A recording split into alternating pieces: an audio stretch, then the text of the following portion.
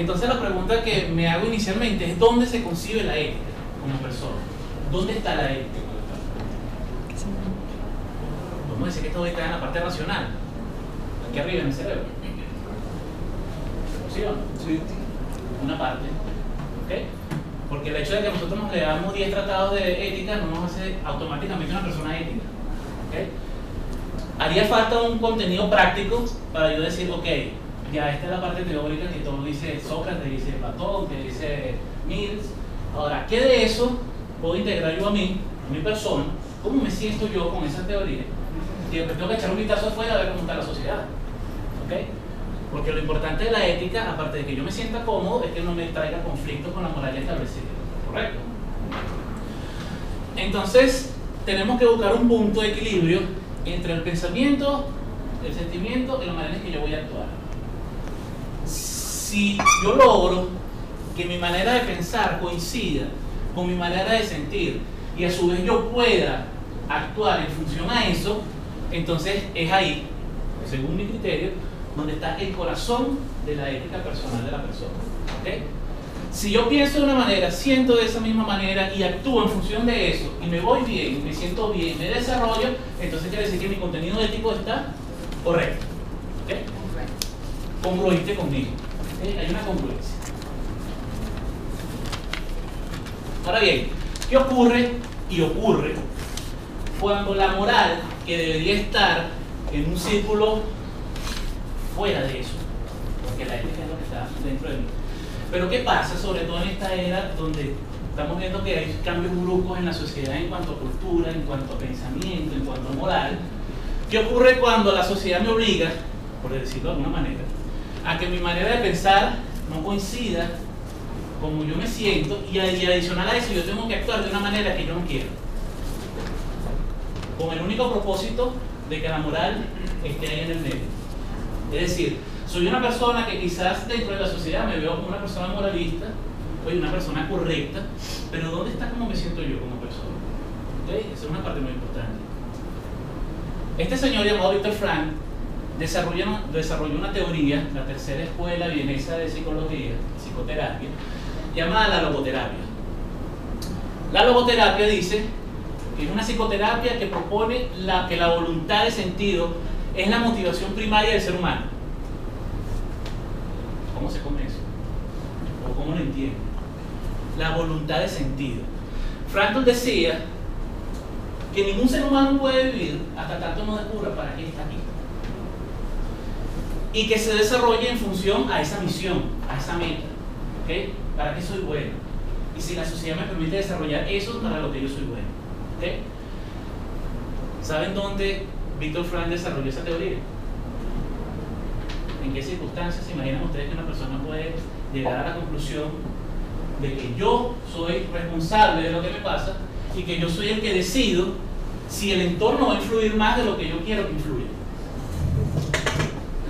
Él desarrolló esa teoría en el campo de concentración de Auschwitz, en la Segunda Guerra Mundial. Estuvo 6 veces a punto de morir, ¿okay? Y precisamente en esos momentos en que los nazis le hacían experimentos en vivo, en caliente, fue que él concibió esa teoría, ¿okay? Él decía que el ser humano no podía ser sencillamente un estímulo y una respuesta. Obviamente hay estímulos que generan algo somático, algo como en el caso de la lámina. Nosotros conscientemente no vamos a poner la mano encima del fuego y vamos a decir, yo decido dejar mi mano ahí porque esa es mi voluntad, porque eso escaparía de la razón, ¿verdad? Es algo ilógico. Entonces, ¿qué decía Frank? Que en la sociedad estamos ya muy acostumbrados a que un estímulo genera una respuesta predeterminada, y eso él lo llamó el modelo reactivo. Es decir, somos una persona que vamos en una sociedad, si me tropiezan yo la tropiezo, si yo voy a apurarme el carro, yo le voy tocando por el carro, no me importa que la luz esté en rojo, entonces yo llego y ahí para subir en el ascensor y yo me coleo porque siempre soy yo el más importante. ¿Okay? ¿Qué dice Frankl? Que nosotros, los seres humanos, a diferencia de los animales, tenemos una pequeña capacidad. Y esa capacidad te dice que entre cualquier estímulo, no importa la magnitud del estímulo y la respuesta, tenemos un espacio. Ese espacio él lo llamó la libertad interior de elegir. Es decir, sin importar el entorno, yo tengo la capacidad racional de tomar una decisión. Eso lo llamó un modelo proactivo.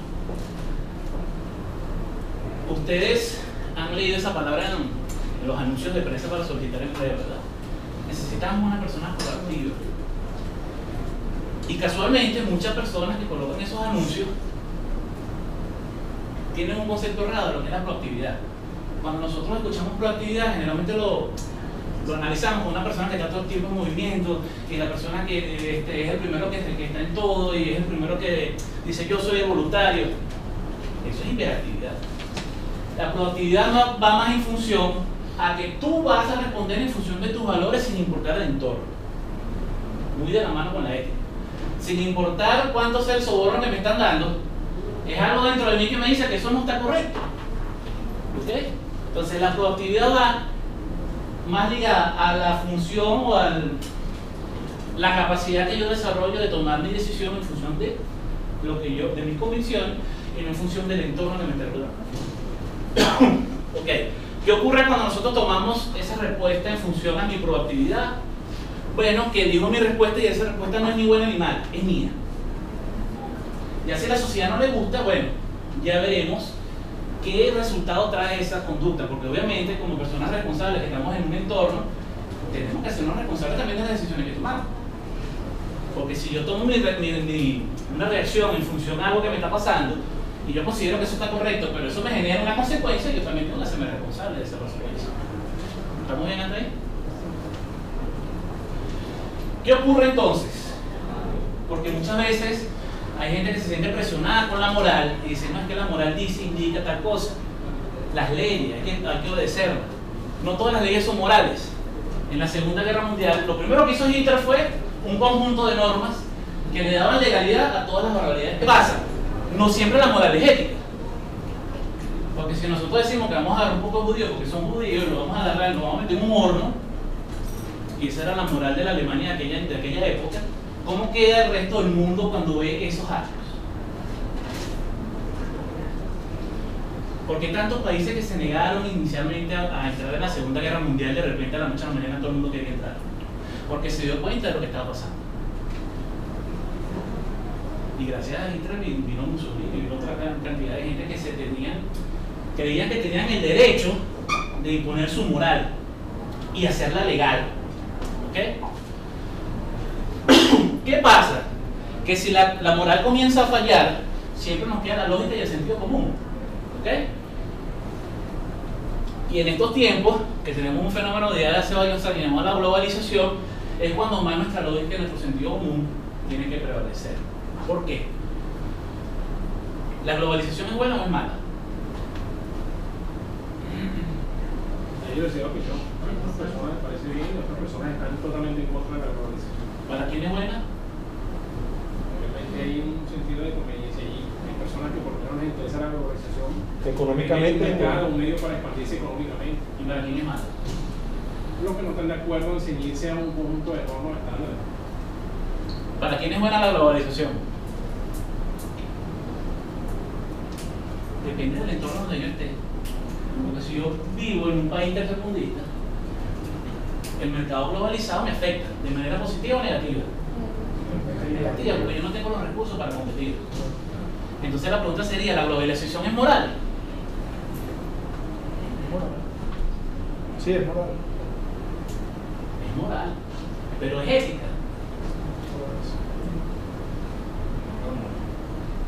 Justifique su respuesta. Obviamente hay que responder depende. Depende.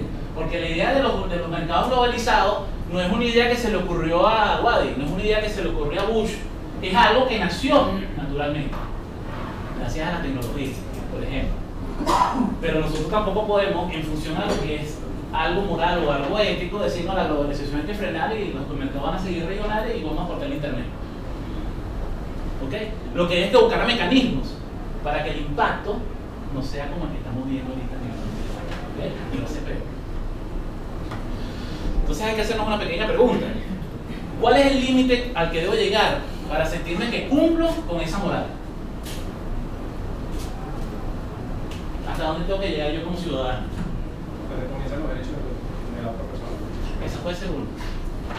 Yo voy a defender mis derechos hasta donde choque con los derechos de otra persona. ¿Y eso es una qué? Una norma de convivencia. ¿Eso está escrito en algún lado? Les pregunto, ¿eso está escrito en algún lado?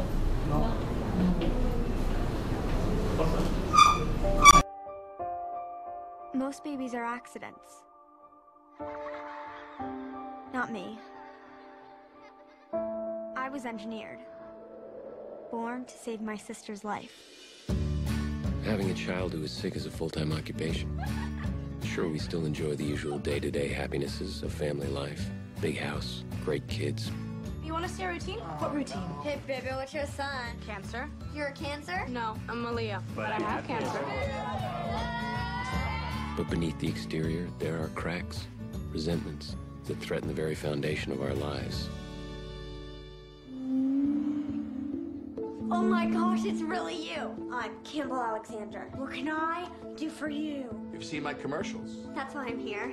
My sister has been in renal failure for months now. You're supposed to give her a kidney? I want to sue my parents for the rights to my own body. Would you repeat that, please? What's going on? Anna, you're suing us? I don't want to do it anymore, Mom. It's my body. I want to be able to make my own decisions about what to do with it. From the moment we decided to genetically conceive, I suppose it was our fault. But it's against her will, so how does that work? We went against nature, but we forced her into helping her sister. I'm Taylor. Maybe we could hang together sometime. Yeah.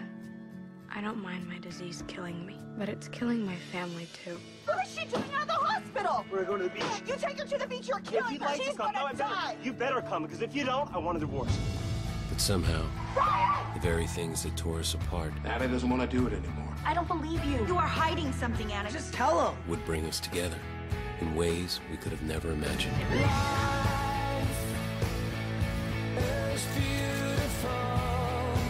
I look pretty, Daddy? I'll call it or die. I can't. You know, it's important for you to feel like you never gave up. Sooner or later, you gotta let go. I know I'll be okay. I'm sorry I let them hurt you. You know how brave you are.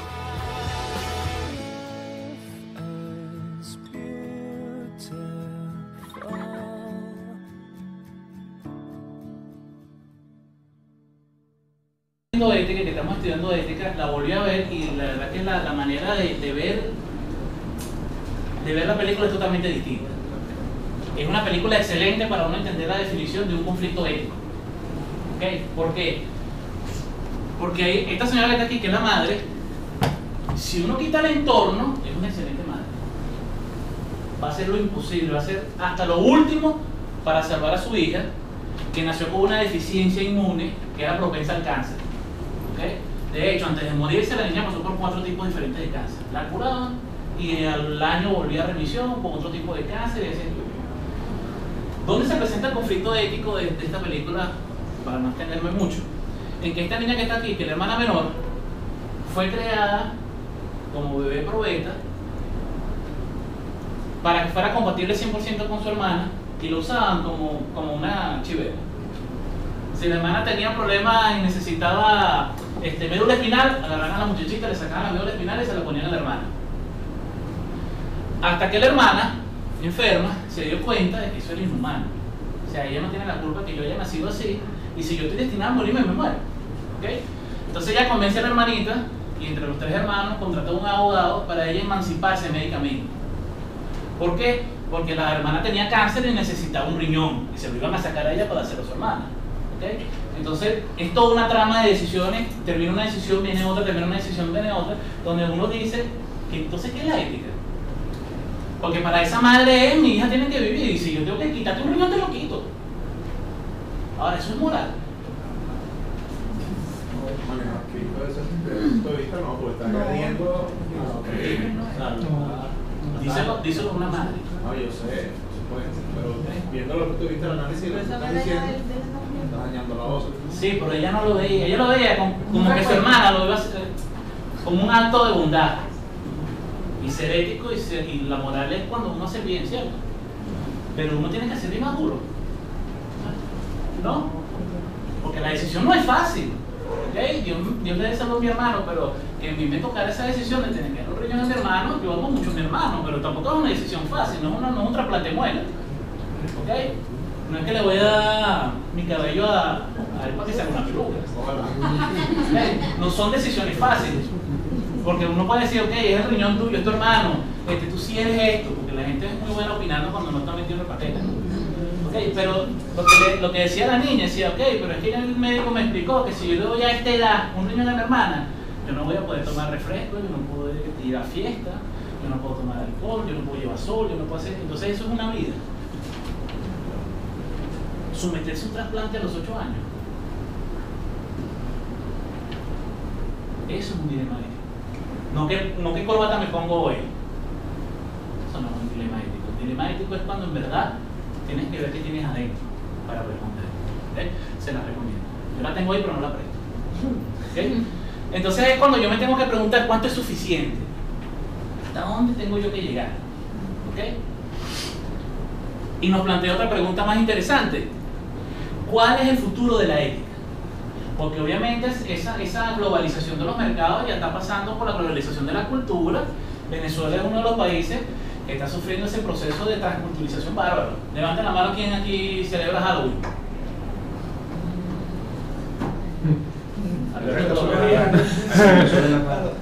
¿Eso es de nuestra cultura? No. Y nosotros nos disfrazamos y todo aquello.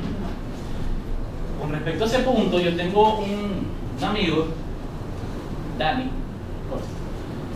que él es evangélico. Y al niñito, el día de la bruja, el día de Halloween, lo castigaron porque no fue disfrazado. Mi amigo fue a hablar con la maestra cerebral, pero porque lo ridiculiza delante de todo el mundo si nosotros no creemos en eso. No, porque él tiene que hacerlo porque es una actividad de colegio. ¿Eso está bien? No, para nada. Ahora estamos hablando de un niño pequeño que te ridiculizan en todo el mundo. ¡Ay, ay! Y esa cultura es de nosotros. ¿No? ¿Okay? Entonces, ¿cómo nos vamos a preparar nosotros para ese futuro donde la moral, por supuesto, va a sufrir un cambio y vamos a tener una especie de moral generalizada, universal? ¿Cómo nos salvamos de eso? Al igual que en la economía, la moral será mucho más universal. Y obviamente, para una moral universal, tendríamos que tener nosotros un código de ética universalmente aceptado también, ¿cierto? Si hemos sobrevivido, nuestra ética ha sobrevivido a la moral de Caracas, estamos más o menos preparados para una moral más generalizada, ¿verdad? Para eso contamos, Guadi lo tocó un poco, lo que sería como una regla de oro, o una norma ética universal, una norma ética que no moleste a la gente, pero que me permita a mí, ¿verdad?, sentirme cómodo y seguir desarrollándome en la sociedad.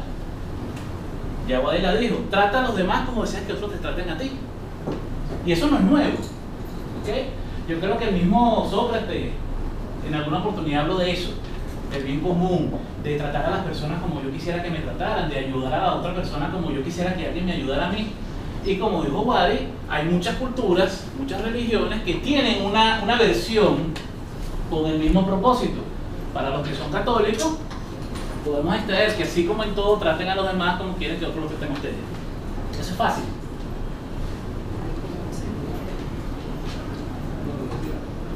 ¿Es fácil? No, ¿verdad? ¿Qué dicen los judíos?